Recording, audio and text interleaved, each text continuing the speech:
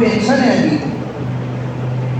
ابھی ہم کو کوئی خوف نہیں، کوئی ڈر نہیں، اس لیے کہ مسلمان سویا ہوا ہے، اور واقعی میں مسلمان سویا ہوا اور گہری نیند کے اندر سویا ہوا، اور جب امام صاحب اس کو جگاتے ہیں تو اتنے برے لگتے ہیں کہ زہر کی زہر، اتنے برے لگتے ہیں امام صاحب کہ زہر ہے جیسے امام صاحب کیوں جگا دیا، ہماری غلطیوں کے اوپر ہم کو کیوں آگاہ کر دیا، ہم حرام مال کھا رہے ہیں، کھانے دو ہم کو، ہم چغل خوریاں کر رہے ہیں ہم کو کرنے دو، ہم غیبتیں کر رہے ہیں، یتیم کے مال کو کھا رہے ہیں، ہم زنا کاری کر رہے ہیں، ہم جوئے لگا رہے ہیں، ہم سٹے لگا رہے ہیں، ہم شراب پی رہے ہیں، زنا کاری کر رہے ہیں، ہم کو کرنے دو، تمہارا کیا جاتا ہے۔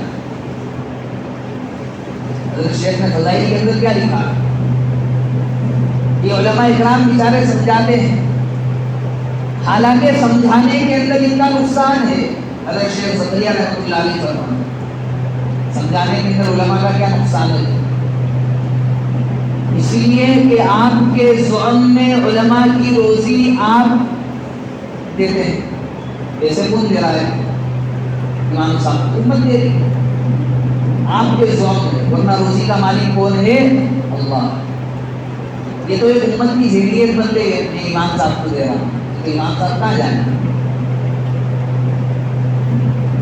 کوئی روزی نہیں دے رہا امام صاحب، کوئی مائی کا لال پیدا نہیں ہوا اور یہ کہہ دے کہ امام صاحب کو میں پیسے دے رہا ہوں، یہ تو میرا اللہ کھلا رہا ہے، میرا اللہ چلا رہا ہے، جو نظام اس کے ہاتھ کے اندر ہے، اللہ نے علماء کی روزی کو تقسیم کر دیا ہے۔ حضرت شیخ نے فرمایا کہ تمہارے زعم کے اندر ان کی روزی کس کے ذمہ ہے؟ تمہارے ذمہ ہے، کہ جب تم ان کو سود سے روکو گے، ان کو بیاج سے روکو گے تو ان کی روزی کیا ہو جائے گی؟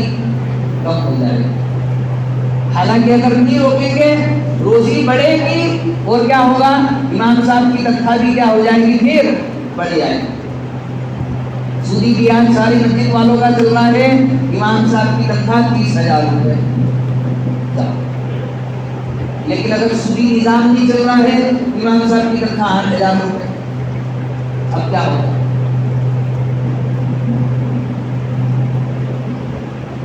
اس لیے کیوں روکیں گے امام صاحب؟ امت کے اندر حرام مال کھانے کی برائی پیدا ہو جائے امت کے دل میں، روکنا تو ہمارا کام ہے، آگاہ کرنا یہ ہماری اپنی ذمہ داری ہے۔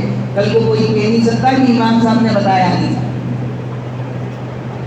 امام صاحب ایک گاؤں کے اندر امامت کرنے کے لیے گئے، کچھ لوگ آ گئے اور امام صاحب سے کہنے لگے امام صاحب جو بولو گے وہ ملے گا، مرغا، بکرا، مچھی، یہ وہ ساری چیزیں دی جائے گی اور تنخواہ اعلیٰ سے اعلیٰ، لیکن ایک کام مت کرنا، بس جب تک یہاں رہو سود اور بیاج کے اوپر بیان اللہ کے واسطے سب دیں گے تم کو، ساری فیسلٹی دیں گے تم کو، لیکن سود اور بیاج کے اوپر بیان مت کرنا، اس لیے کہ مسجد کے جو ذمہ دار ہیں ان کے سودی کاروبار کیا ہو رہے ہیں؟ چل رہے ہیں۔ میرے بولے کئی سارے بیاج کے اوپر میں پیسے چلا رہا ہوں، اس لیے یہاں جب تک رہو، جس چیز کی ضرورت پڑے ایک فون لگانا، ایک فون کے اوپر بچہ لے کر کیا ہو جائے گا؟